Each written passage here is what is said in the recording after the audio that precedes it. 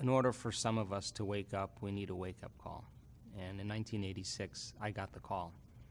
I was in a triathlon in Palm Springs, California, and I was in the biking portion of the race. And I was coming up to this intersection, and there were two cyclists that were turning onto another road. And there was a police officer that was standing on the opposite side, and he was pointing at me, and he was telling me to turn and to merge onto this road. And so I was locked in on him, and I wasn't paying attention to the road. And the problem was he had his back to the oncoming traffic.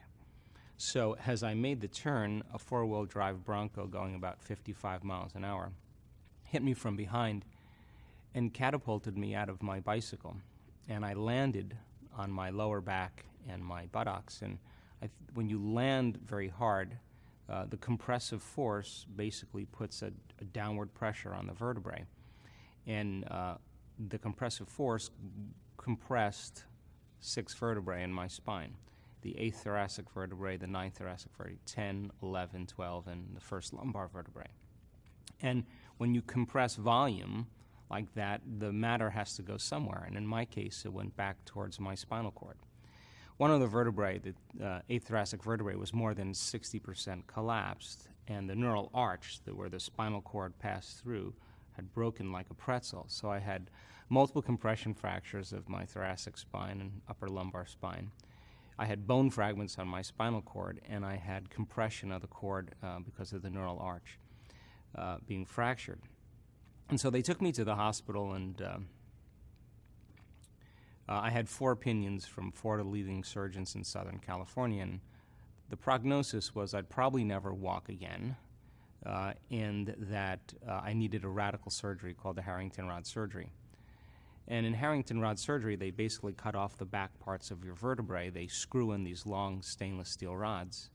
And by screwing those rods in there, they cantilever and pull the spinal column off the spinal cord, and it opens up the pathway.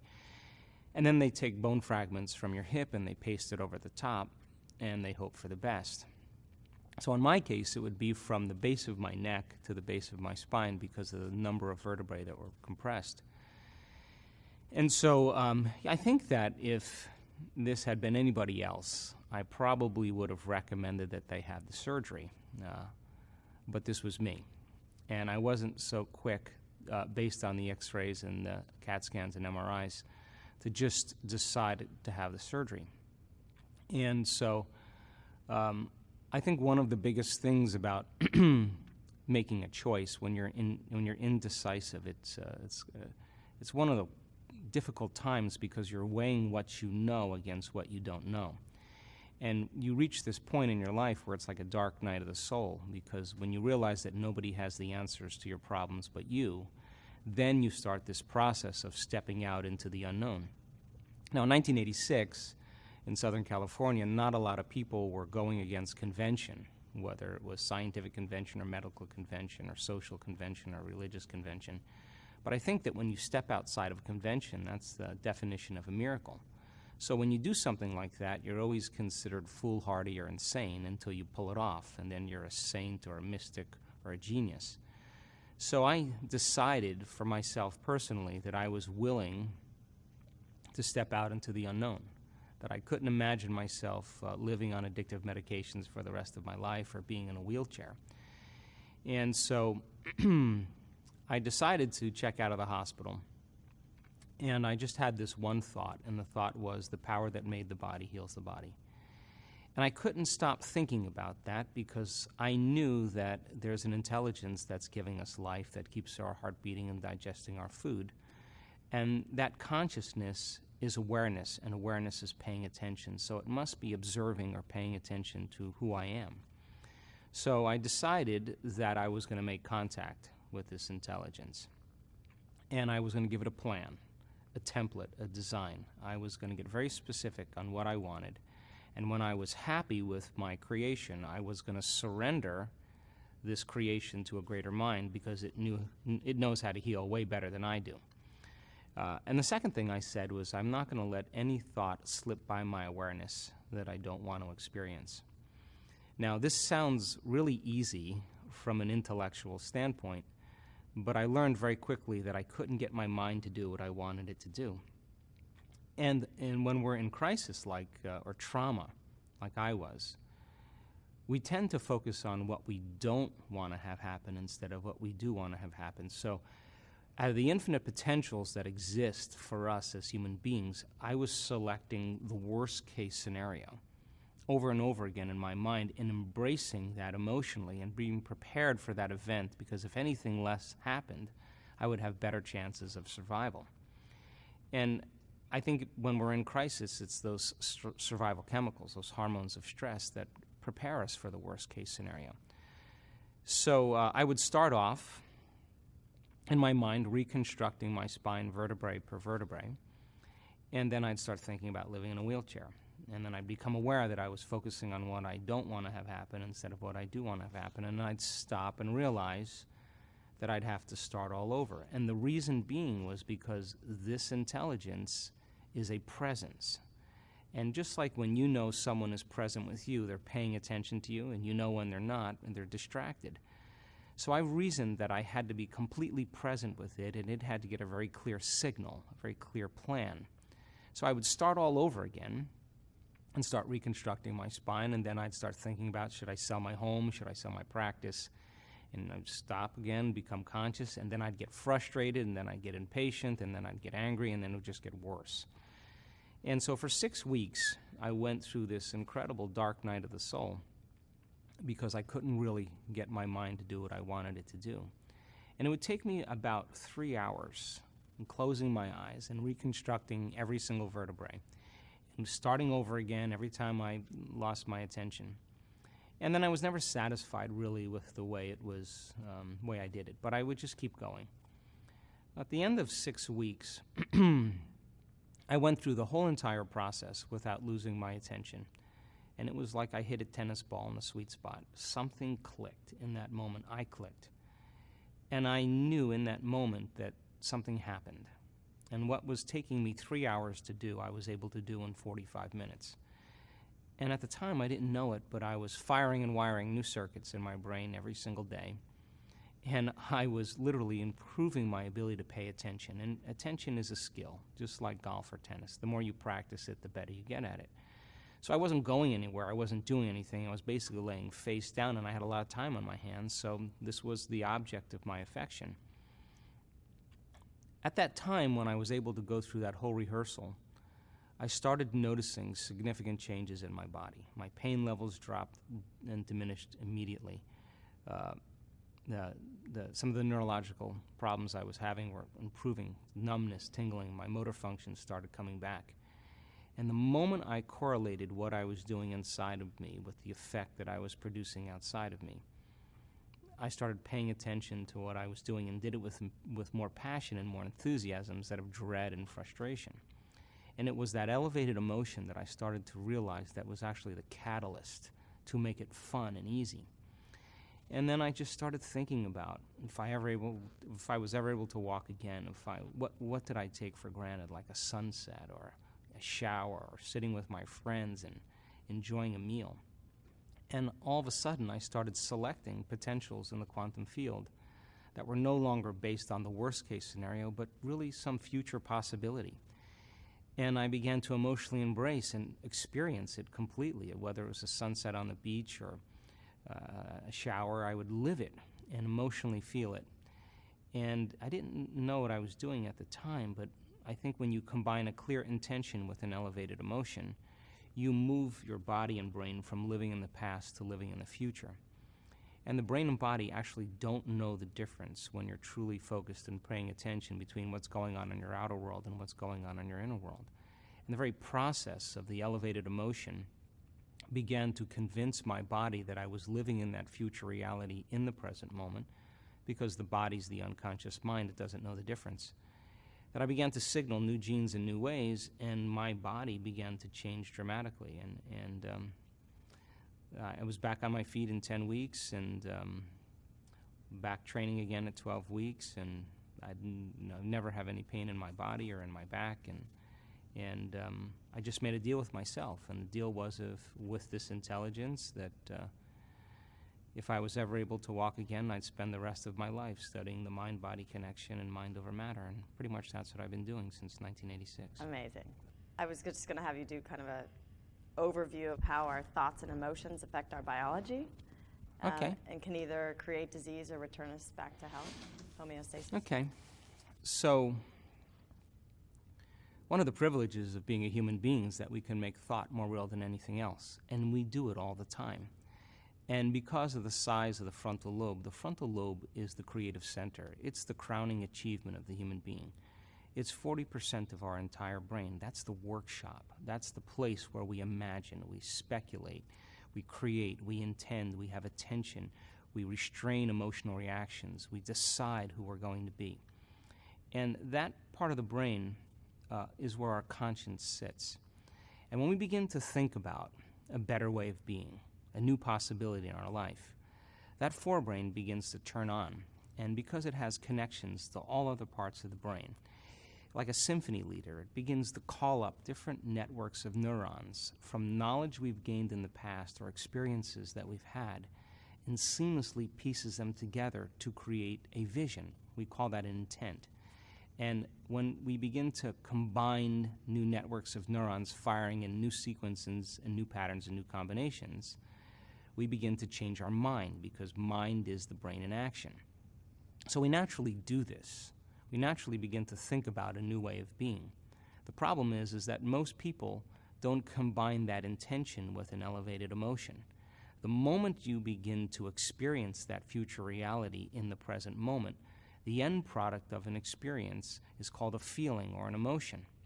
And the body begins to believe it's living in that future reality. The repetition of that cycle over time begins to fire and wire new circuits in new ways to cause your brain to look like the experience has already occurred. The elevated emotion tends to signal the body in actively instructing and selecting new genes to make new proteins to prepare the body for the event. So why is that important? The significance of that is that the brain is organized to reflect everything you know in your life. Your brain is a record of the past.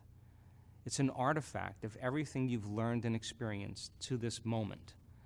So if you're waking up every single morning and you come back to your senses and you go through a series of routine behaviors and choices and experiences that were exactly like yesterday, you see the same people, you go to the same places, you do the exact same things at the exact same time, it's your external environment that's turning on different circuits in your brain, causing you to think and feel equal to everything that you know. Now, if you believe that your thoughts have something to do with your health or your destiny, as long as you're thinking the same way, you keep creating the same life. So then, if the brain is a record of the past, then most people who are not being defined by a vision of the future are left with the old memories of the past, and so they think in the past. And if feelings and emotions are the end product of past experiences, and we can remember experiences better because we can remember how we feel, if you're waking up every single morning feeling the exact same way as you did days before, number one, it means nothing new is happening in your life. And if those feelings and emotions that are the end product of past experiences drive your very thoughts and your very behaviors, then you're thinking and acting in the past and you'll become predictable. So then if those emotions are driving certain thoughts, and those thoughts are creating certain emotions, and those emotions are driving certain thoughts, the repetition of that cycle of thinking and feeling begins to create a state of being. In other words, thoughts are the language of the brain, and feelings are the language of the body. And how you think and how you feel creates a state of being. So most people have experiences in their life that brand them emotionally. They feel fear, they feel anger, they feel bitterness, they feel frustration, they feel insecurity. And those emotions then become part of their identity. So once they think certain thoughts that turn on certain circuits in their brain that are equal to their insecurity, and then they feel insecure. The moment they feel insecure, they think more insecure thoughts, which makes more chemicals for them to feel insecure. And the repetition of that cycle over time conditions the body to subconsciously become the mind of insecurity. So then the person says, I am insecure. And whenever you say, I am anything, you're commanding your mind and body towards a destiny. So then most people's biology is, for the most part, their past. And so if you're not being defined by the vision of the future, some new possibility in your life, you're only left with the old circuitry in your brain and the old emotions of the past. So the question then is, can you believe in a future that you can't see or experience with your senses yet, but you've thought about enough times in your mind that your brain is literally changed to look like the experience has already occurred? Now, the latest research in neuroscience says you can change your brain just by thinking. So then, as you begin to think about a new possibility, and your brain begins to fire in new sequences and new patterns and new combinations, and you begin to plan your behaviors, and you begin to review in your mind, mentally rehearse who you're going to be in your life, the mere action of mental rehearsal begins to install the neurological circuits in your brain, the hardware, to look like the event has already occurred. If you keep revisiting that same thought and that same sequence, the hardware becomes a software program. Now your brain is no longer a record of the past. Now it's in fact a map to the future. And if you were then to begin to emotionally embrace your future before it's made manifest, in other words, you're not waiting for your healing to feel wholeness. You're not waiting for your new relationship to feel love. You're not waiting for the mystical moment to feel awe. You're not waiting for your success to feel empowered. That's the old model of reality, of cause and effect. Waiting for something outside of us to change how we feel inside of us. And then when we feel differently inside of us, we pay attention to whoever or whatever caused that. That's a memory. That's how we create associative memories. But this model is about causing an effect, which means you have to feel awe for the mystical moment to occur. You have to become empowered in order to create your success. You have to feel wholeness in order for your healing to occur. We have to feel love for ourselves and love for life in order for us to have love in our life. And so then to instruct people how to teach their body emotionally how that future could feel like before it's made manifest, if they do it properly, their body as the unconscious mind begins to believe it's living in that future reality in the present moment, and they're beginning to signal new genes in new ways that begins to change their body to look like the event has already occurred. So can you then select a new potential in the quantum field, infinite potentials in the quantum field, and begin to emotionally embrace that future reality before it's made manifest to such a degree that your body as the unconscious mind is believing it's living in that future reality in the present moment, and you're changing your body by thought alone. Now, if there's physical evidence, neurologically, biologically, chemically, genetically, in your brain and body to look like the experience has already occurred, then relax, because the experience is going to find you, and it's going to come in a way that you least expect. Now, this is the significance of that. It has to come in a way that we least expect, because if we can expect it, it's nothing new. It's more of the known. It has to catch us off guard. It has to surprise us, and it has to leave no doubt that what we've done inside of us produces some effect outside of us. And when we can correlate the changes we've made inside of us with the effects we've produced outside of us, we pay attention to what we've done and we do it again. And that's called human empowerment. And I don't think there's a person in the world that's so special to be excluded from this phenomenon. So, common people around the world right now are doing the uncommon, because I think this is a time in history where it's not enough to know. This is a time in history to know how. And if you can combine the latest research in quantum physics with neuroscience and neuroplasticity and neuroendocrinology and psychoneuroimmunology and epigenetics, all of those sciences point the finger at possibility. And so learning it is one thing. That's philosophy. It's theory. It's knowledge. It's analytical information. But when you take that information and you apply it, you personalize it, you demonstrate it, it means you're going to have to initiate some actions. And when you begin to change your behaviors, and you can get your behaviors to match your intentions, you are going to have a new experience. Now, philosophy, learning information, creates new synaptic connections in the brain. That's what learning is. Learning is forging new circuits. Remembering is maintaining them. But when you take that philosophical information and you begin to apply it to your life, if you do it properly, you should have a new experience. And the new experience then, through all of the sensory feedback from your environment, begins to enrich the circuits in your brain. And when those circuits string into place, the brain makes a chemical, and that chemical is called a feeling or an emotion. The moment you feel the emotion from the experience, now you're teaching your body chemically to understand what your mind has intellectually understood. So we could say that knowledge is for the mind and experience is for the body. And in that moment, you're embodying that philosophy. You're embodying the truth of that knowledge. And that's when you begin to upregulate new genes and downregulate old genes, and you begin to rewrite the program, which means the book on compassion is no longer theory. You're feeling compassionate. The book on leadership is no longer philosophical information. You're becoming a leader. The book on a patient parent is no longer just about some conversation about how you're going to be more patient. You actually feel like you're overcoming your impatience.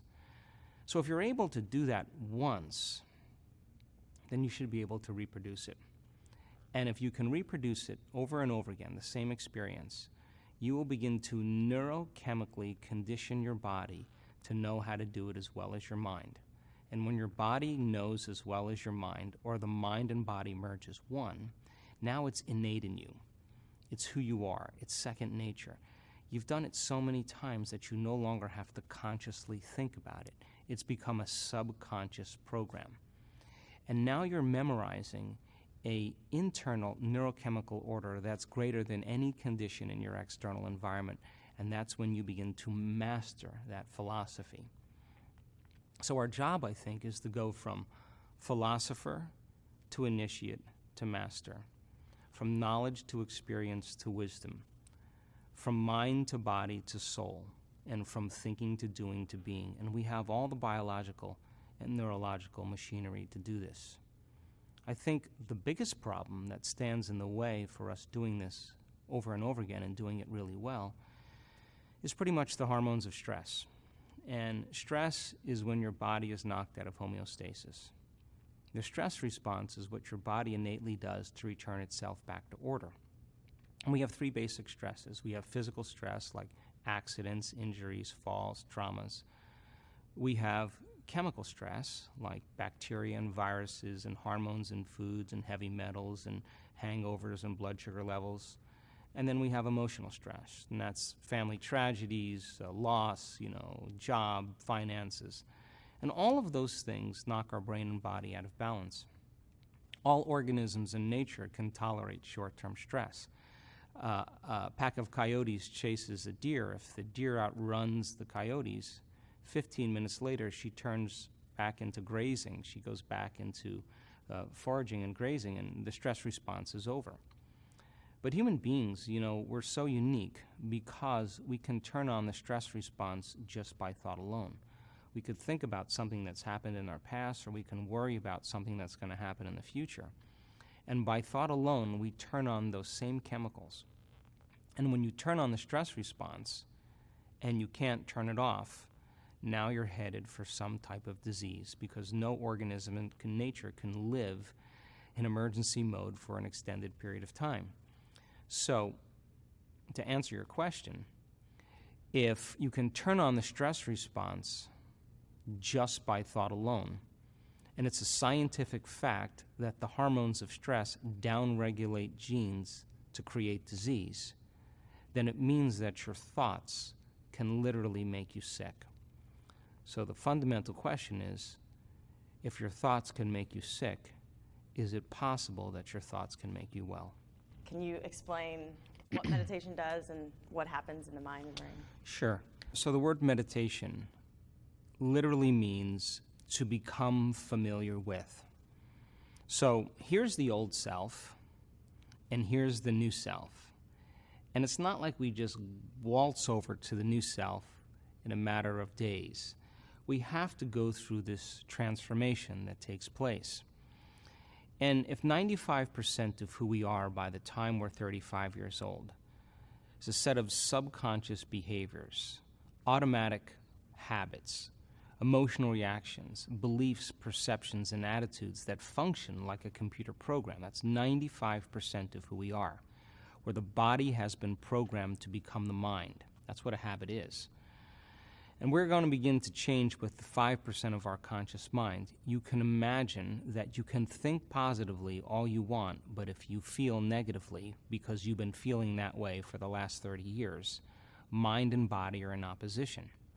You could create the most fabulous dream board in the world with all the things you want in your life, but if you feel unworthy, that's mind and body in opposition. The idea then is to recondition the body to a new mind. So here's the old self and here's the new self. And you're going to embark on change.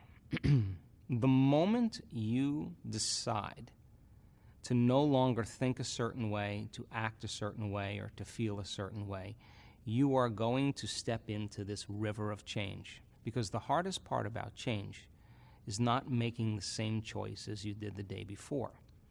So we think 60 to 70,000 thoughts in one day.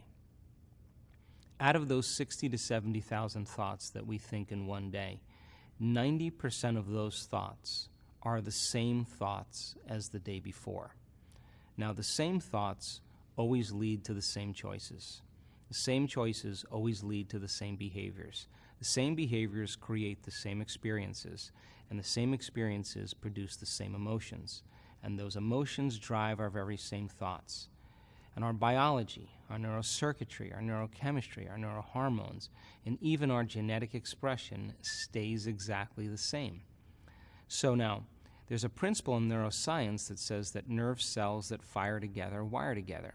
If you keep thinking the same way, keep making the same choices, keep demonstrating the same behaviors, keep reproducing the same experiences that stamp the same networks of neurons into the same patterns, all for the familiar feeling that you've grown accustomed to called you, then you begin to hardwire your brain into a very finite signature. And that finite signature becomes our identity, almost like a box in the brain.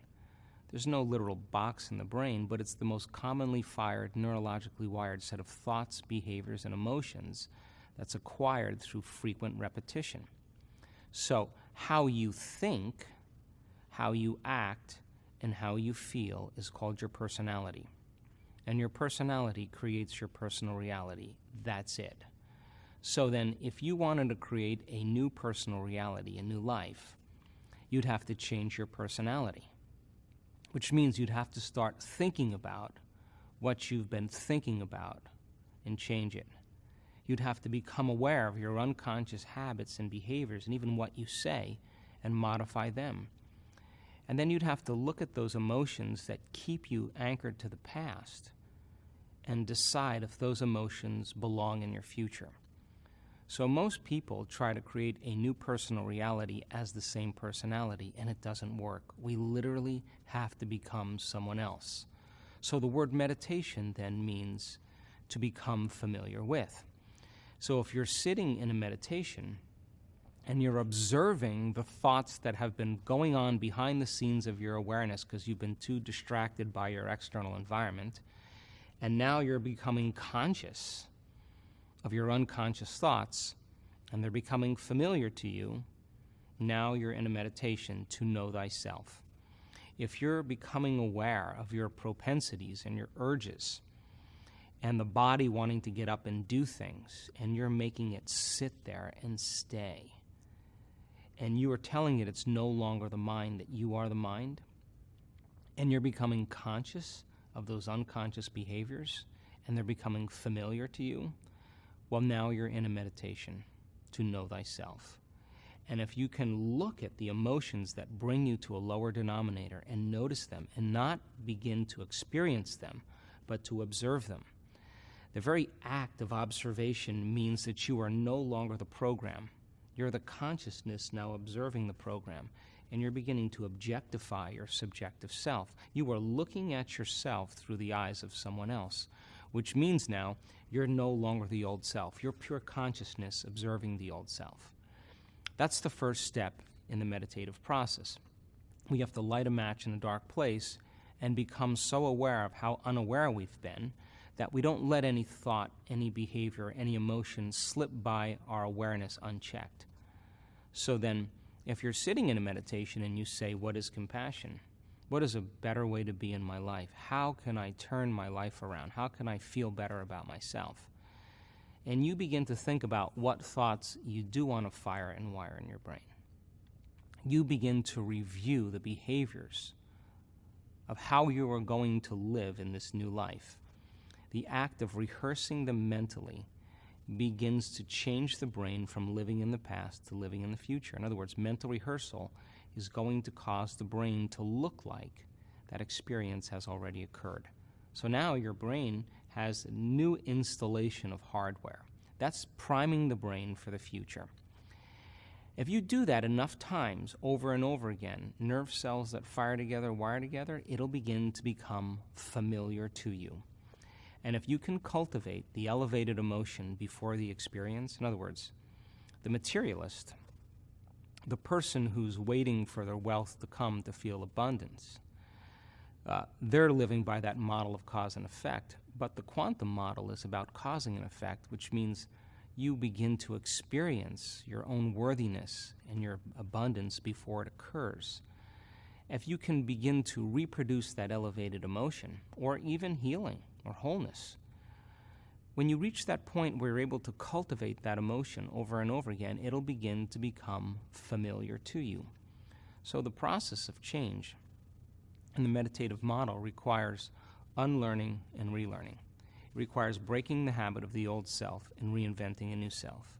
What we say in neuroscience, pruning synaptic connections and sprouting new connections, unfiring and unwiring and refiring and rewiring, unmemorizing emotions that are stored in the body and then reconditioning the body to a new mind and to a new emotion, no longer signaling the same genes in the same way, but signaling new genes in new ways.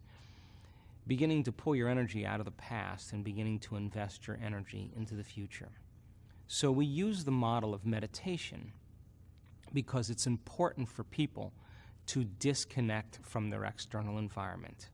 If you close your eyes and you eliminate all the distractions from your outer world, the people and things and places, all of a sudden your brain waves are going to begin to change.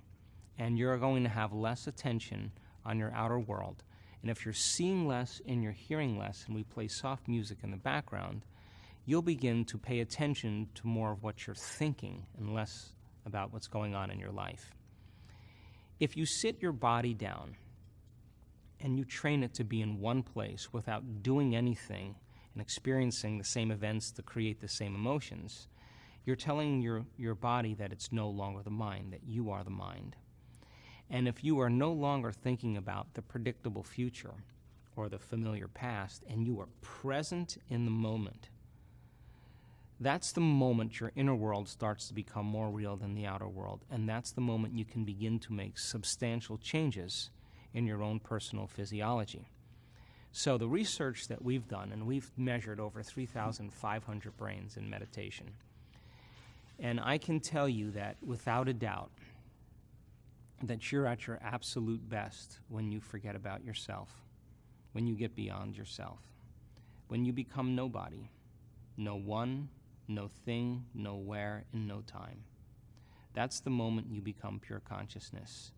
And that's the moment you're no longer living as a body in the environment and time. And consciousness is what actually executes and has the ability to change the brain and body in very unique ways. Now, we already know how to do this. It's just making it a skill. So then people spend the majority of their lives hoping and wishing and wanting and praying that there'll be some type of change within them. But what we're teaching people how to do is not to pray to have their prayers answered, but to get up from their meditations as if their prayers are already answered.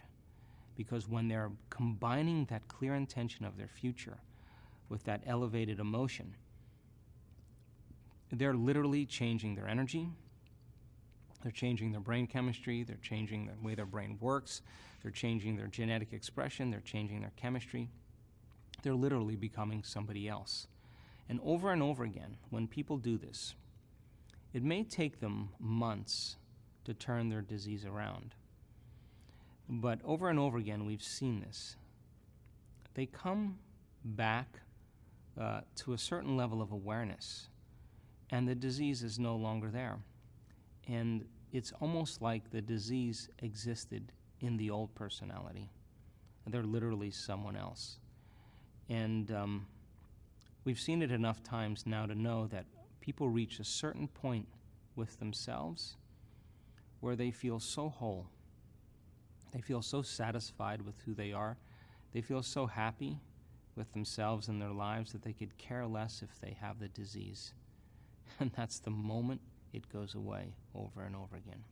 So the other thing about meditation that's so important is that the purpose of meditation is to get beyond the analytical mind. Now, what separates the conscious mind from the subconscious mind is the analytical mind. And when we're driven by the hormones of stress, the very cocktail of chemicals that are created from those stress responses begin to cause our brains to become overly analytical.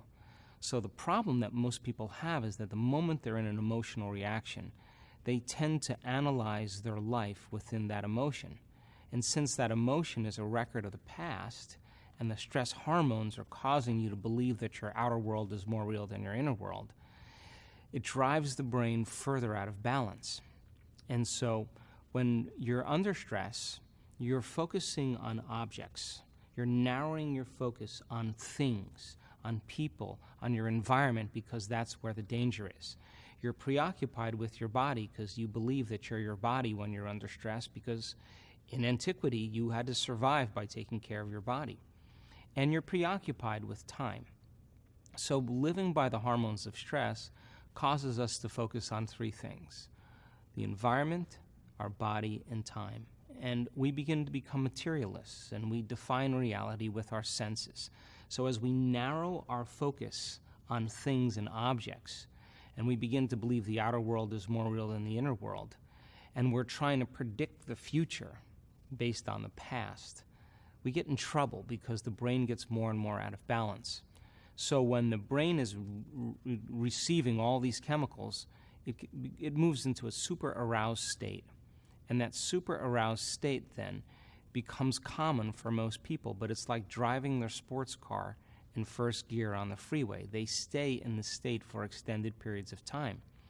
So then, when your focus is narrowed in objects and things and people, the danger is that the brain gets locked into this high state, super aroused state, and begins to become very conditioned into believing that what's in front of it is the real world. So why would you take your attention off of your external environment if there's a predator around the corner? Why would you open your heart and trust if you knew that there was danger there? Why would you want to learn when you should be running or fighting or hiding? And more than 70% of the time in the Western world, people spend the majority of their time living in stress. So it's the redundancy of that process that causes different networks of neurons to begin to compartmentalize. They begin to subdivide. And as the brain begins to become incoherent and begins to become out of balance, when our brain is incoherent, we're incoherent. And when our brain isn't working right, we're not working right. At the same time, the heart, which has its own little brain in it and its own little intelligence, begins to function incoherently as well. And the effect of that is it begins to send very aberrant signals to the body. So then in meditation, when you disconnect from your environment, when you get beyond your body and you transcend linear time, and the inner world starts becoming more real than your outer world.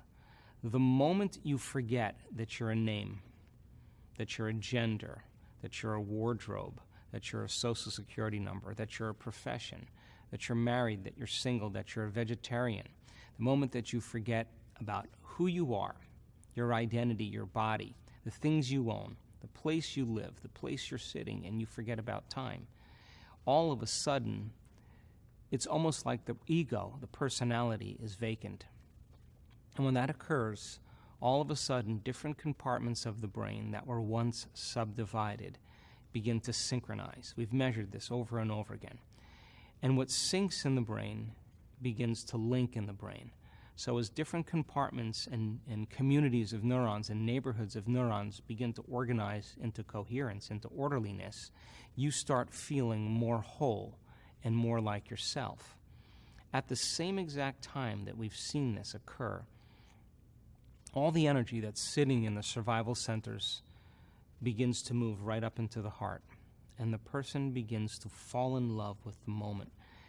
They feel connected to something greater. When we live by the hormones of stress and we're determining our reality with our senses as materialists, we experience separation from possibility.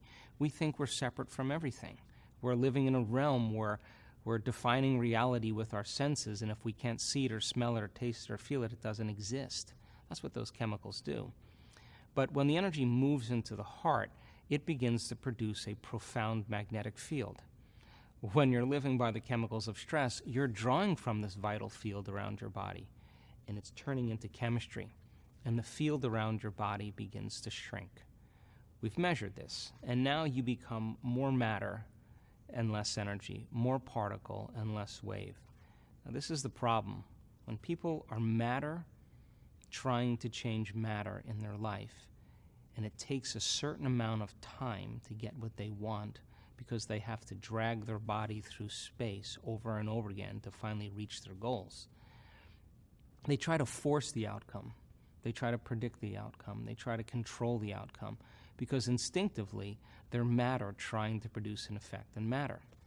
When that energy moves into this center and the field around your body begins to expand, you're no longer taking from the field, you are now contributing to the field. When that heart starts to get coherent and starts getting rhythmic and starts getting organized, it's like dropping a pebble in water. It's producing a wave. And if you can sustain this state, you're dropping pebble after pebble after pebble, and it's creating waves that keep going out. You're sending a signal out into the field. If you can feel profoundly and deeply, if you can feel richly, you're dropping bigger stones in the water, and they're producing bigger waves. Now, all energy is frequency, and all frequency carries information. And if you had the intent of whatever it is that you wanted to be carried on that wave of energy, that elevated emotion, you would begin to broadcast a new signature into the field. And whatever you broadcast into the field is your experiment with destiny. And the longer your consciousness can linger in that energy, now you are calling your future to you. You are collapsing time, and space is moving towards you because you're creating from a realm beyond matter. You're more energy than matter in this realm. And when that occurs, when the brain is coherent and the heart is coherent, as the heart gets more organized and feels more coherent, it sends a profound signal to the brain. We analyze less, we trust more. We would never try to force the outcome or control the outcome. We trust the outcome because we feel connected to something greater. That state of being can be taught, and it can be sustained, and it can become a skill. And if you're able to regulate those states every single day and able to get your brain and body working right before you present yourself out into the world, you'll be less likely to react to the people and conditions in your life. You'll less likely have your old habits and emotional reactions run who you are. And you'll less likely be thinking about the same predictable future or the familiar past because you'll be present in the moment. And that is when, that elegant state is when the miraculous and the uncommon begins to occur. And we've seen this in our workshops around the world where we've measured people's brains during meditation and their hearts. It is one of the most magical things you'll ever see. We can be looking at a monitor of a person's brain in real time during a meditation. And we're getting so good at this now because we can predict when it's going to happen. We'll see these little downloads from the field, ba-boom, ba-boom, and we start seeing them. We know something amazing is going to happen. And if we can look at a three-dimensional picture of the brain, all of a sudden we see the front of the brain talking to the back of the brain. We see the right side of the brain talking to the left side of the brain. We see different compartments of the brain beginning to synchronize. And when we start seeing that, we know that person is about ready to move into a whole brain state. The union of polarities is love. The two hemispheres coming together. The polarities, the duality of the two hemispheres uniting as one is love. It's when we start having that energy land right here, the center of oneness, the center of wholeness. The brain gets organized, the heart gets organized, and when we see that occurring, we can walk around and look at that person, and there are tears of joy running down their face because they are connected to something greater. And that intelligence that's giving us life, that's keeping our heart beating and digesting our food, that runs through the autonomic nervous system, it is the greatest healer in the world. All we have to do is get out of the way. And when we get out of the way, the operator, the tormentor, the personality who's instructing the body to stay in its limited states, once you're nobody, no one, no thing, no where, and no time, and the operator's gone, the autonomic nervous system begins to create order where there's disorder. It begins to do what it can do so well, which is create homeostasis and balance. It can begin to change chemistry. It can begin to change genes. It could begin to change neurological patterns. It could begin to move energy in the body. And the person always says the same thing. I didn't do any of the healing. It was the power within me that did the healing all along. All I had to do was just get out of the way. And so I think that we could only talk around these things, that you have to have the experience. But I think my passion really has been in the last few years in demystifying it.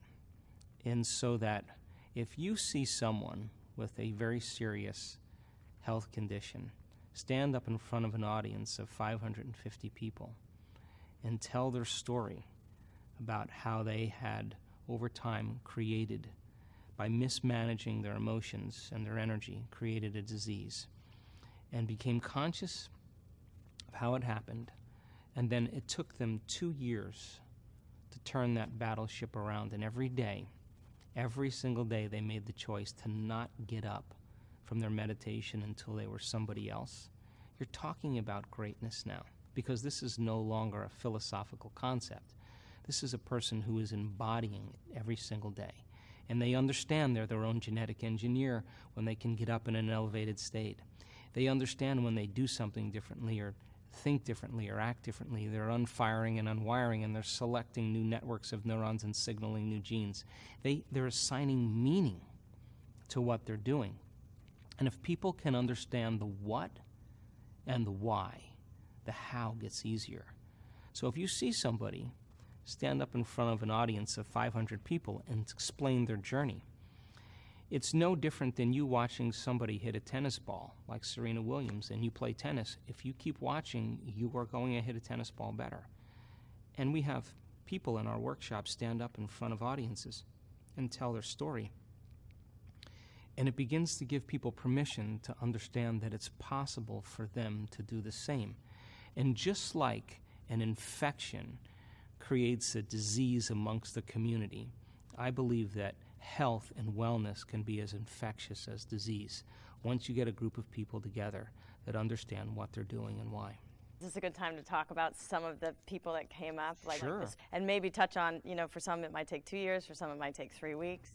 There was a woman who handed me an envelope as I was walking off the stage in Barcelona a few years back, and she asked me to read it. And I went into the green room, and I opened the envelope, and I read this woman's story, and it was so profound that I had her come in front of the entire audience of 500 people and tell the story. She's a psychotherapist from Holland, a very intelligent woman. And on a Sunday morning, while she was in the shower, her husband said goodbye to his 2 children, yelled something to her while she was in the shower, and then went to the tallest building in Amsterdam and jumped off the building and committed suicide. Now, that is a stressful event. And when she got the news, she experienced all the emotions that people experience from something that's shocking and traumatic like that. She was suffering, she was in pain, she was resentful, she was guilty, she was confused, she was angry. She went through the whole gamut of emotions. And all of those emotions, by the way, are derived from the hormones of stress. So she has an event in her life, it changes her biologically. She doesn't know how to control her emotional reaction. It turns into a mood, one long emotional reaction. If you keep reviewing that event in your mind, you begin to produce the same chemistry in your brain and body as if the event was occurring. So her body is being conditioned to the past because she's reliving the experience 50 to 100 times in a day, and her body is beginning to believe it's in the same past experience over and over again. It ultimately goes from a mood to a temperament, and now people are asking her in her life, why are you so upset? She tells the story, and she's basically saying, I am this way because of this event that happened to me 4 months ago. So then, if we keep that going for extended periods of time, and those emotions are driving our thoughts, and we can't think greater than how we feel, our feelings have become the means of thinking, we're thinking in the past, and now we're stuck in our biology. So one day she wakes up, and she's completely paralyzed from her waist down. And she can't get out of bed, so they rush her to the hospital, they do MRIs, they do all the tests. They can't find anything significant with her, so they just diagnose her with neuritis. And so now she's bedridden, and she cannot literally get out of bed. So now she can't work, she can't take care of her children. Her mother has to move in with her, and she doesn't have any money because she's not working, and her stress levels go up. So now the condition gets worse. As her stress levels go up, it's the same chemicals of stress that are knocking the brain and body out of balance, signaling the wrong genes in the wrong way. And another few months later, she develops these huge ulcerations in all the mucous membranes of her body, in her mouth, her throat, her upper stomach, her bladder, her vagina, her anus. She's got these huge ulcers. Now she can't eat, and if she can't eat, she's knocking her body now out of chemical balance even more, and it hurts. So now she's spiraling downward, and then she finally starts noticing her symptoms getting worse, and she goes to the doctor, and they diagnose her with esophageal cancer. Now, the moment she gets the diagnosis of esophageal cancer, now she gets even more stressed, and she's in fear now, and she realizes that her children may not have a mom. And so she came to one of our workshops, and I remember specifically because she came in with crutches in a wheelchair and a walker, and she sat on the left side of the room. And it was an introductory level course, and she understood that she could change it intellectually, but she had a very big challenge ahead of her, and she realized how much she was in her past. And so, but she was excited about the content and the information. Now remember, she's a psychotherapist, so this is the language that she understands. So she flew a few months later to an event that we did in Connecticut, just north of New York City. And she came with 2 friends, and the audience was amazing in this retreat. And so I pushed the audience a little further than where they normally would go, and she had a breakthrough. For the first time, she felt like herself in over a year. And she had a vision of her future. Like she wasn't visualizing anything, she just got a very clear vision. And she was so excited that she went home and she did her meditation every single day. Now, she understood that she had to upregulate new genes and downregulate genes that had to do with her disease, and that every day she had to knock on the genetic door. Now, The first thing I want to say is that I'm certain that there were days that she didn't feel like doing her meditation. And she did that anyway. She did it anyway. There were days where she had a tremendous amount of doubt and she didn't think it was possible, but she did her meditations every single day. And as she began to do her meditations every single day, she started to notice significant changes in her health. Well, she stood on the stage in front of that audience and she said, I just came from my doctor last week. I have no evidence of esophageal cancer. I have no ulcerations in any of the mucous membranes of my body, except a small scar in the back of my throat. I have no paralysis, no numbness, no loss of motor function, and I have a new husband. And I said, new personality, new personal reality. The disease exists in the old personality. You're literally someone else. And I said, when you look back at that event that took place in your past, how do you feel? And she said, it was my greatest teacher. And I said, do you have any emotion when you think about that event? And she said, no. And I said, the memory without the emotional charge is called wisdom. And that's the name of the game here. You're ready for a new life. And she said, I'm so in love with my life. But she made the choice to not get up from her meditations until she was in love with life. Now, to the materialist, to the person who's defining reality with their senses, they would say she has no reason to be in love with life. She lost her husband to suicide. She lost her job. She can't take care of her kids. She's paralyzed. She has cancer. She has all these different conditions. But she made the choice then that every single day she was going to condition her body into the future instead of into the past. And she stood in front of that audience and she said, I am so in love with life. And I said, of course you are. You created your life from the place called being in love with life. So, because of her and the choices that she made to overcome herself and not be defined by the past, and working on it every single day she overcame some aspect of herself, a little bit more, surrendered an aspect of her limited self to create a greater self, to remove the masks and the emotions and the facade that block the flow of the intelligence within us. When every day she was making contact with that power within her, sooner or later it began to get the right instructions. And she went from being a very sick person to a very healthy person. So that person to me is a light to the world. To me, she's closer to the truth than any scholar, any academic. She lived it.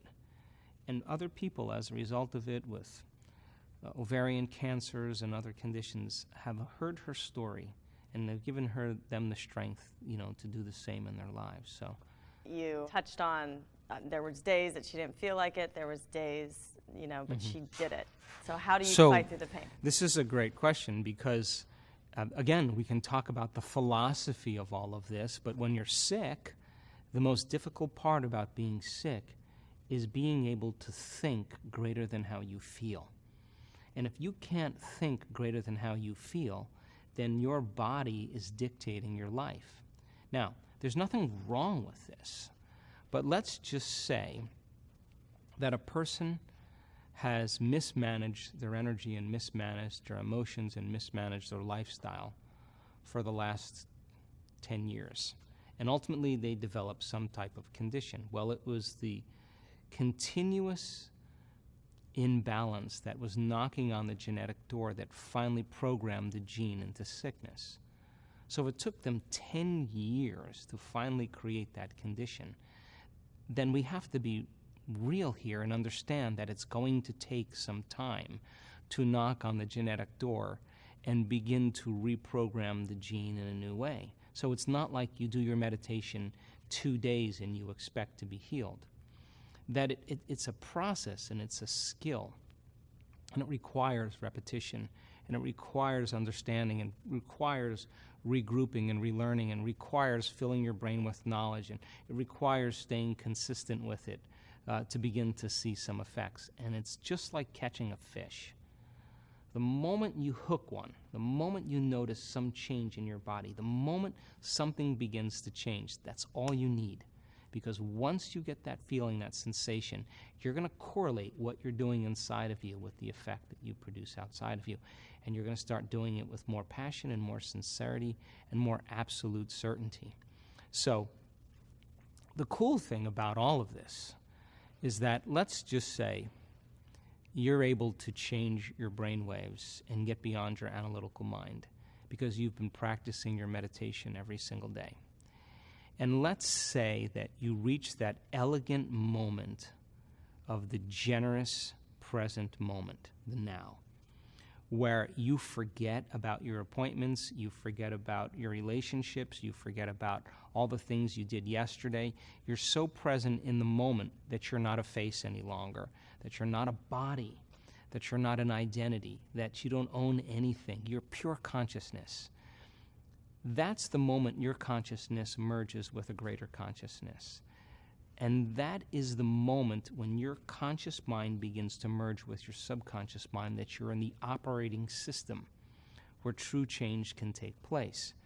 So if you're practicing overcoming your body every single day in a meditation and you're sick, then when you sit down in your meditation, you should be able to get beyond your awareness of being a body. And if you're able to do that, then your body is no longer the mind, and you can begin to work with your body and recondition it to a new mind. If you don't have the ability to get beyond your body in a meditation, then you're your body trying to change your body. You're matter trying to change matter, and it produces very slow effects over time. Now, it will produce some effects, but it's going to take some time. So then if you're practicing your ability to regulate and change your brainwaves and get beyond your body, get beyond your identity, get beyond space and time. If you do that really well, when it comes time for you to heal your body and you have the ability to get beyond your body, no matter how sick it is, every time you get beyond your body, you are consciousness with a certain energy instructing your body, not from the body, but from an epiphenomenological place, which is greater than your body. So I think that, again, to demystify the process, it requires some training. When people start getting to that point where they get beyond themselves, that's when the magic happens over and over again. So yeah, in the beginning, it's going to be difficult because you're in a body, and then you start doing the meditations, and then you look to see, am I any better? The moment you start looking to see if you're better, you've just returned back to the old self. The new self would never look to see if it was better. It's already staying in that state. So it's a process. It's a process of development. It's a process of action. It's a process of awareness. It's a process. It takes time. But we've seen it so many times now that I can say now it's becoming a law. So talk to me about the placebo effect. So how is it that you can give someone a sugar pill, a saline injection, or perform some false surgery or treatment, and a certain percentage of those people will accept, believe, and surrender to the thought that they're getting the actual substance or treatment, and they begin to program their autonomic nervous system to make their own pharmacy of chemicals that matches the exact same chemical they think they're taking. So the question is it the inert substance that's doing the healing, or is it the body's innate capacity to heal? The sugar pill, the inert substance, is not doing the healing. It's the thought that's doing the healing. But that pill, based on conditioning, is a symbol that represents possibility in someone's future. We can call that an intent. A certain percentage of those people will begin to become inspired, enthusiastic, and theos, filled with God. They'll begin to become hopeful. They'll begin to give thanks that it could possibly work. And all they're doing is combining a clear intention with an elevated emotion. And in that moment, they're moving from the biology of their past into the biology of their future. So then the question is, do you need the sugar pill or the saline injection or some false treatment to move into a new state of being? But instead of selecting a known in your life to help you heal, can you select an unknown, a new potential in the quantum field without anything outside of you, and begin to revisit that unknown over and over again until you make it known in your biology? Is it possible that you'll begin to produce the same effects? And the answer is absolutely yes. So in depression studies, where people are given a placebo, 81% of the people that are given a placebo respond as well to the placebo as they would to an antidepressant. So what's the significance of that? It means they're making their own pharmacy of antidepressants, and their body and nervous system is the greatest pharmacist in the world. So then, yeah, it's true that the people in the depression studies had to take the placebo for 6 or 8 weeks. And every day, combining a clear intention and elevated emotion, moving into a new state of being, accepting, believing, and surrendering to the idea, the thought, that they're getting the real substance, began to program their biology to change. So if it takes 6 weeks to heal depression by moving into a new state of being, it may be a good idea to understand it may take you 6 to 8 weeks by moving into a new state of being every single day to finally change some condition within you. So then, the beauty behind the placebo is that it's based on belief. And most people's beliefs are created from past experiences. So you have an experience or series of experiences in your life that brand you neurologically and emotionally condition you. And we tend to think and feel within the biology of our past experiences. So if how you think and how you feel creates a state of being, if you combine a thought and a feeling, a thought and a feeling, a thought and a feeling, that's called an attitude. You have a series of good thoughts that are connected to a series of good feelings, you have a good attitude. You have a series of negative thoughts that are connected to some bad feelings, you have a bad attitude. So attitudes are kind of shortened states of being. Good attitude in the morning, bad attitude in the afternoon. If you take attitudes, and you string them together, you start creating a belief. So a belief then is just a thought you keep thinking over and over again till you hardwired in your brain. And the very boundaries of our beliefs are our feelings. And when our beliefs get challenged, it typically doesn't feel right. So then if how you think and how you feel creates a state of being, and the repetition of thinking and feeling over time conditions the body to subconsciously become the mind, then all beliefs are subconscious states of being. People don't even know they have beliefs about medicine or about God or about relationships or about love or about gender because they've been programmed subconsciously. If you take beliefs and you string beliefs together, a belief, you form what's called perceptions. And perceptions have everything to do with the choices we make, the things we create in our life, the relationships we have, and even the behaviors that we demonstrate. And in fact, if you want to study someone's beliefs, study their behaviors, because they'll tell you volumes of information about themselves. So then, if you're programmed into believing that you need something outside of you to heal, then that becomes your belief. And of course, you're going to need something to help you to heal. If you believe that you need a flu shot so that you don't get the flu, well, the fact that you're believing that you need the flu shot, whether you get the flu shot or not, you're more than likely going to get sick anyway.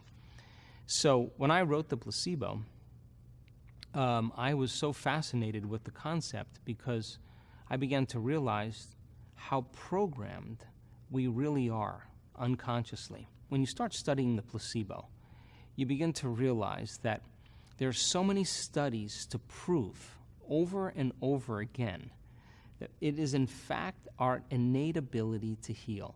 If you take a group of people that have asthma and you have a drug that induces asthma and you have a drug that takes it away, and you give the person the drug that induces asthma and you tell them that you're giving them the drug that takes the asthma away, more than half of those people will not have a response to the bronchial constrictor. In other words, the thought was more powerful than the chemical. So then, if people begin to unravel this concept, and they begin to realize that they have the innate capacity to heal, and that they can work by changing and regulating their internal states, they're going to begin to produce their own pharmacy of chemicals for pain, for depression, for antibodies or inflammation. And we did an amazing study just a little ways back in Tacoma, Washington at one of our advanced workshops. We took 120 people, and we wanted to measure their circulating cortisol levels and a chemical called immunoglobulin A, or IgA. So when you're stressed and you're out of balance, your cortisol levels go up. And cortisol levels are the highest at around 8 in the morning. So we selected a specific time in the afternoon to measure 120 people's cortisol levels when they came to our advanced workshop. We got the measurements, and we measured their IgA levels as well.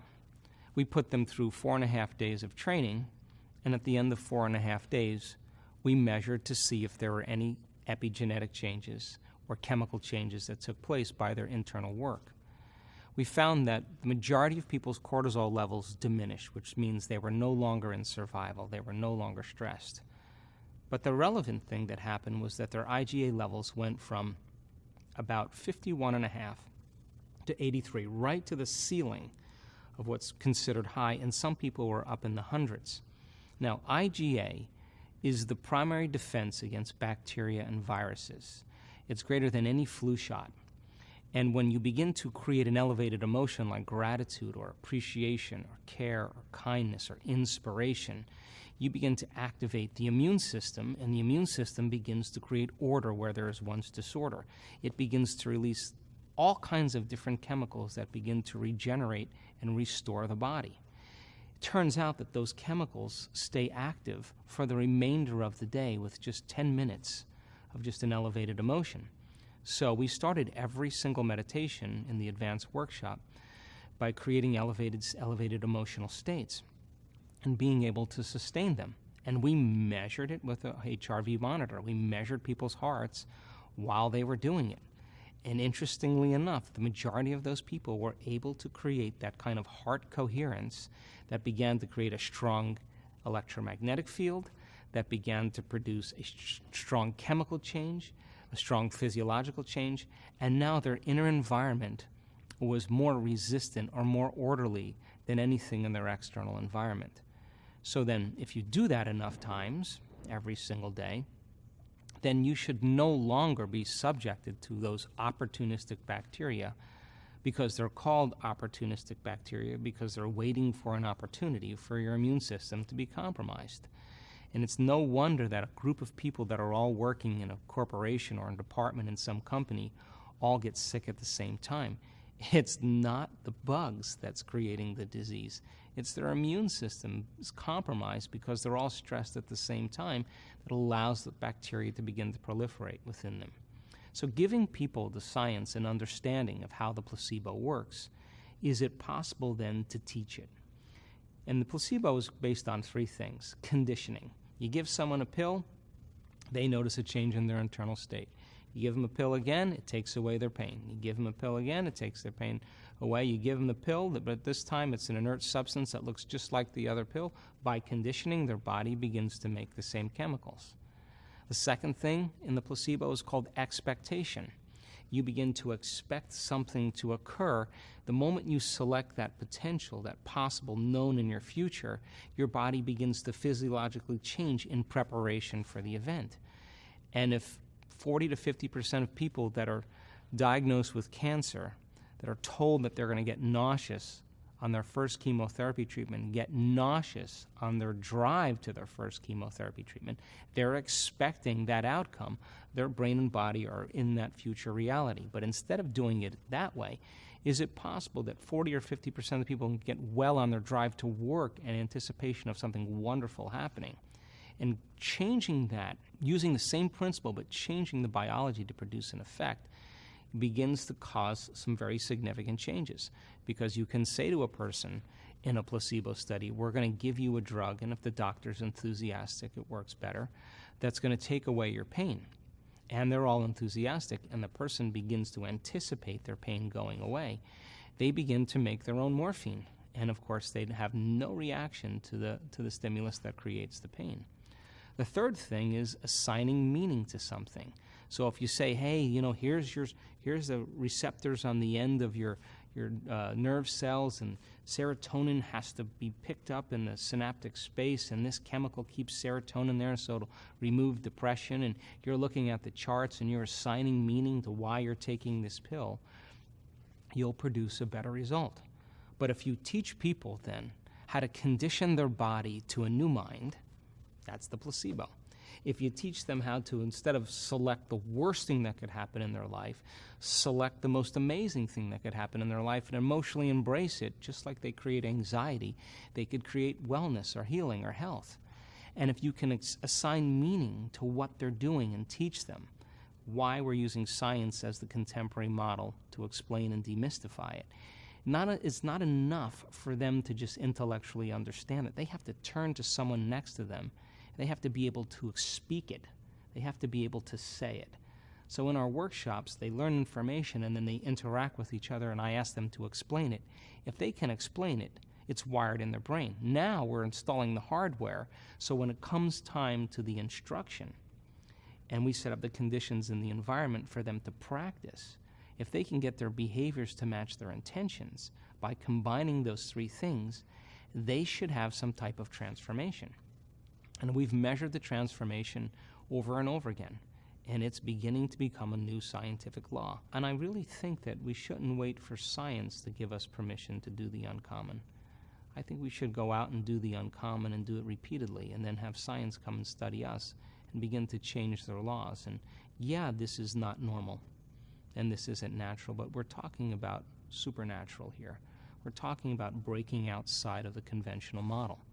And it's going to take a certain amount of courage to begin to say, okay, I've been given this diagnosis.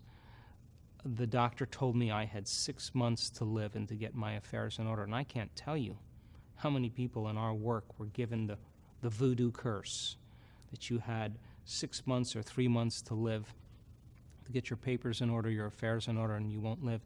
And those people didn't accept, believe, and surrender to those thoughts without any analysis to program their autonomic nervous system into that destiny. They said, wait a second, okay, I think I can make a change here. And some of them either don't have the disease, or they're living 2 years later and they're still making their way. And I think that it's important for people to take a certain amount of their power back. And here's the reason why. We're in an age of information. And in an age of information, ignorance is a choice. 25, 30 years ago, you went to the doctor and she told you you had a certain condition, and she said, this is the procedure or the surgery that you're going to need. And most people just signed on the dotted line and just said, okay, I'll get the procedure. Fast forward to today, someone's given a diagnosis. The doctor tells them what their treatment options are. And they go home and they get on their internet and they begin to research that condition for hours, looking at conventional and non-conventional treatments and modalities. And some people know more about ways to treat this than some physicians. And they walk back into the doctor's office and they say, hey, I have this idea. I want to try this therapy, or I want to try this. And the doctor either says, I don't know anything about that, or I don't think that works. And people are now looking at their doctors and saying, time to find a new doctor. I want to find somebody that's going to support me in the type of lifestyle I want to live and see if I can make the change. Now, there's a caveat to this, and we tell all of our students that are making changes, you have to measure. In other words, if you are going to go on this journey, this is not about denial. This is about information, which means if your values are high or your scans show this, let's go for 3 months and let's see what you're able to do. At the end of 3 months, we measure. If it's staying the same or getting better, we keep going and we may add 1 or 2 other things. If you're getting worse, then you have to take a little bit more of a radical procedure to help you make that specific type of change. So this isn't about negligence. This isn't about burying the information. This is about really seeing if you can produce some type of effect. And measuring then lets you know, because it's feedback. And it's the feedback over time that lets us know that what we're doing is beginning to produce changes, and we keep doing it so the person begins to change fundamentally. Just to expand on that a little bit, you said that a concern of yours is that we live in a world where scientific research is commingled with self-interests and often influenced by profits. Can you just touch on why some people shouldn't accept the woman in the white coat's diagnosis, because maybe they don't have all the information, or their education comes from a pharmaceutical company? Or Well, I have nothing against pharmaceutical companies. I have nothing against drugs, because they've done amazing jobs in helping people restore their health because they move back into chemical balance. The problem that I have is that I'm not certain that we're given the truth about how powerful we really are, because the moment that cat is out of the bag, you sell less products and you sell less drugs. I question, number one, the efficacy of all drugs. I question what research papers are being published and which ones that don't produce substantial evidence that the drug works never ever makes it into the scientific pool. And so if there's 38 particular papers that were written on a certain drug, you may only find maybe 19 or 18 of those actually published, and the other ones that don't show any market results never get published. So I think there's a transparency that's beginning to happen because people can become informed and they can find out for themselves. We can only accept, believe, and surrender to thoughts that are equal to our emotional state. And we will not accept, believe, and surrender to any thoughts that are not equal to your emotional state. So when a person shows up in a doctor's office and they're given the diagnosis of rheumatoid arthritis or MS or cancer or diabetes, once they hear that diagnosis, the common emotions they experience is either fear or sadness or pain. So the moment they feel fear, the moment they feel sadness from the diagnosis, from that experience, they can think positively all they want. They can say, I'm going to overcome this condition. But if they are feeling fear, that thought never makes it past the brainstem into the body because it's not in alignment with the body's emotional state. You get that person to change their emotional state and get them into a state of gratitude. Why gratitude? Well, we normally give thanks when we get something. But if you're giving thanks in a state of gratitude, your body is believing it's receiving something because the emotional signature of gratitude means it's already happened. So when a person is beginning to experience gratitude and they're not waiting for their healing, they're feeling gratitude because they can cultivate that emotional state. They're more prone to accept, believe, and surrender to the thoughts equal to that emotional state, and they begin to program their autonomic nervous system into a different destiny. Now, I've run a very busy integrated health clinic for the last 30 years, and we treat a lot of chronic conditions in my clinic. I was in there yesterday, and it's very busy. And people come to us because we are interested in creating a lifestyle change. Less than 5% of the people on the planet are born with genetic conditions. The other 95%, their diseases are created from lifestyle and behaviors and choices. So the medical model works really great for acute conditions. You know, like if you break your arm or you have appendicitis, it's a good idea to seek emergency medical care. But when it comes to chronic conditions that require a lifestyle change, a lot of times it's not enough just to take a chemical, because the person may have some old emotional scars, that person may be in a bad situation in their life, there could be their exposure to certain chemicals or choices that they're making that are actually continuously weakening the body's state. So here's the formula that we use for people that are interested in making significant changes. You have 3 types of stress: physical, chemical, and emotional, which means you have 3 types of balance: physical, chemical, and emotional. So then what are the things that we do to create physical balance in our body? It could be anything from yoga to aerobic exercise to acupuncture to chiropractic to massage. anything that's physical that helps your body get back into homeostasis.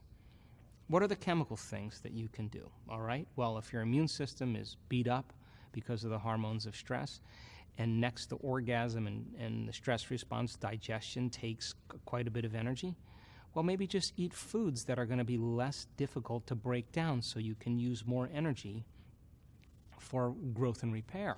So you start eliminating certain foods that are going to knock your brain and body out of balance. You have more energy going for growth and repair, and you get the person more chemically balanced, and you use enzymes, or they modify their diets, or they eat less, or they eliminate certain foods. They may or may not take a pharmaceutical. They may take extra nutraceuticals. That helps create chemical balance in their body. And then what about emotional balance, right? Meditation is, for us, the greatest model that we use, but we also use a lot of modalities that have to do with energy psychology for certain people that we treat. And when we get 2 out of those 3 in order, the third one typically always comes around. You get someone more physically balanced and more chemically balanced, they're going to be more emotionally balanced.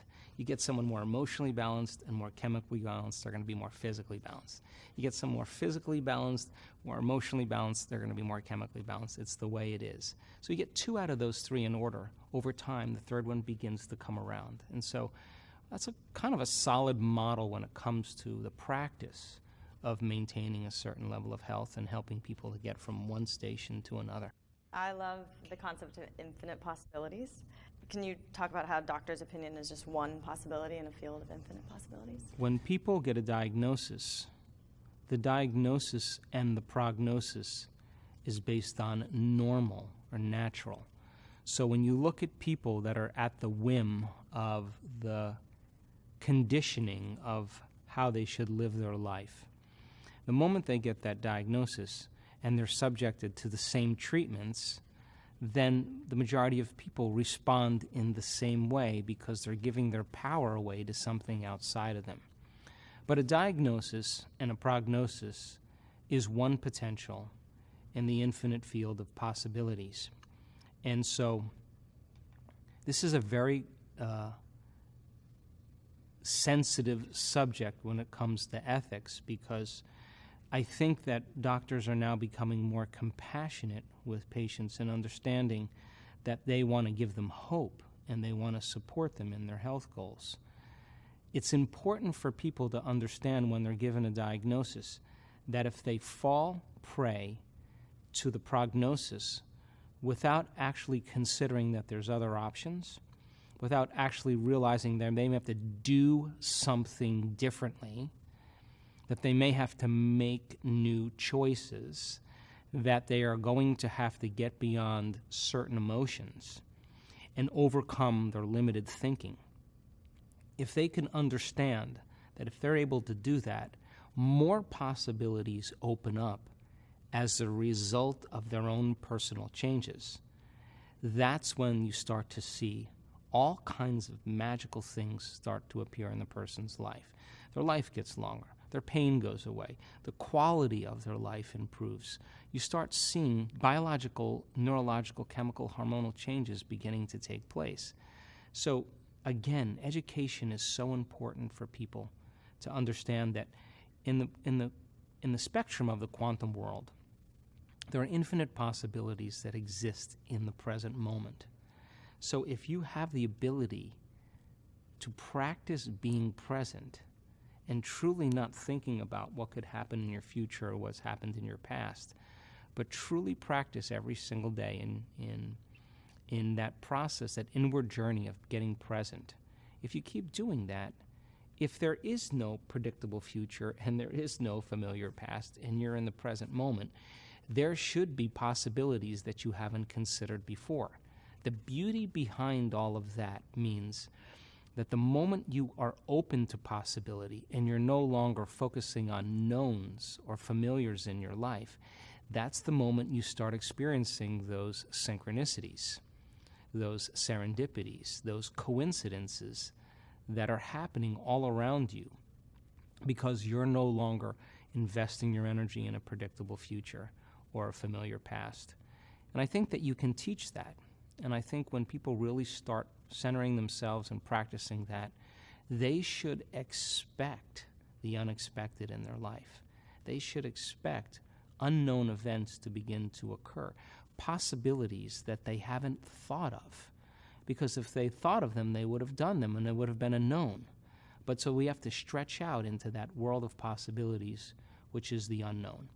And I'm interested in that supernatural process. I believe in human potential, and I've witnessed transformation and healings enough times to say that anybody can do it if they're given the proper instruction. So what is your one takeaway message? I'm going to assume that the expression of this divine intelligence within us is the expression of life, which is equal to the health of the body.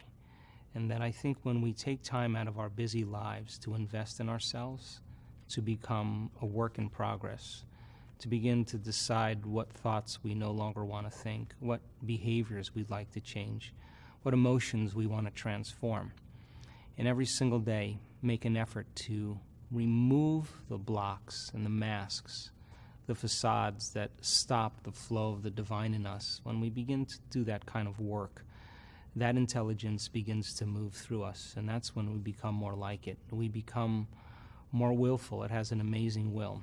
We become more mindful. It has an infinite mind. We become more conscious. It's a consciousness. We become more loving. It's a loving intelligence. We become more giving. It's a giver of life. I think its nature begins to become our nature. Its mind begins to become our mind. And the side effect of that, I think, was we move from this selfish state to this selfless state. And transformation does something really amazing. When you free yourself from the chains of those emotions that keep you anchored in the past, and you go from particle to wave, from matter to energy, and you begin to liberate energy, and your heart starts to open, and you feel one or connected to something greater. There's only one thing you want to do when you feel this way, and that is you want to give. You say, I feel so amazing. I want you to feel the way I feel. And so the natural tendency is to give something away because you feel so whole in that moment that it's impossible to want. Now, why would you want when you're whole? Now, that to me is the natural state of being. Disease can exist in that state of holism. And I think that it's reachable in our lives, and I think that people can reach those elegant states, and it can begin to become more constant. So how do we become supernatural, then, is the question. And that is, we have to start doing what feels unnatural. In the beginning, of course, change is going to be uncomfortable. It's going to feel unfamiliar. There's going to be some uncertainty. You can't predict when you step into the unknown what that's like. And most people rush back to their familiar feelings and familiar behaviors, and they say, this feels right. No, it feels familiar. Becoming comfortable in that unknown, where the best way to predict your future is to create it, and be able to create from that place of the unknown begins to produce supernatural effects in our lives. So then, giving when everybody else is in lack is supernatural. Demonstrating compassion when everybody's angry and judgmental is supernatural. Showing signs of love and strength and courage when everybody else is in fear. I think if we keep doing what feels unnatural, sooner or later we'll begin to become supernatural. And this is a time in history right now where people are looking for answers, and they secretly believe in themselves. And I think that belief in ourselves and belief in the infinite possibilities makes life really exciting. So when our will matches that intelligence within us as well, when our mind matches its mind, and when our love for life matches its love for life, I think it always answers the call.